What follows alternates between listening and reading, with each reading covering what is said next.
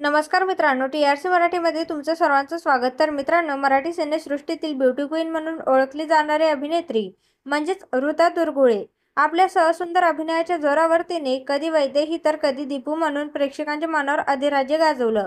वेगवेगळ्या मालिका, चित्रपट तसेच रंगभूमीवर या अभिनेत्रीचा दांडगा वावर आहे. दुर्वा, फुलपाखरू मालिकांमधील तिच्या भूमिका विशेष गाजल्या. एकेकाळी मालिकाविश्व गाजवणारी ही नायिका मागील काही वर्ष मालिकांमध्ये दिसली नाही.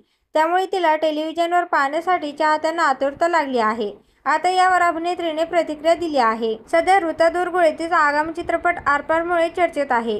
या चित्रपटात तिची आणि ललित प्रभाकरची जोडी जमणार आहे. याच निमित्ताने तिने दिलेल्या एका मुलाखतीत ती पुन्हा मालिकाविश्वात कमबॅक करणार का या प्रश्नाचं उत्तर अगदी स्पष्ट शब्दात दिलं आहे. या मुलाखतीमध्ये ऋता दुर्गुळे म्हणाली, मी याआधी 10 वर्षे टेलिव्हिजनवर काम केलं आहे. तर तेवढी कमिटमेंट मी आता नाही देऊ शकत, कारण एक कलाकार आणि एक माणूस म्हणून मला अजून बऱ्याच गोष्टी शिकायच्या आहेत. यापूर्वी मी टेलिव्हिजनवर काम करताना उद्देश वेगळा होता. आता मला असं वाटतं की मी आता तेवढ्या प्रामाणिकपणे काम नाही करू शकत.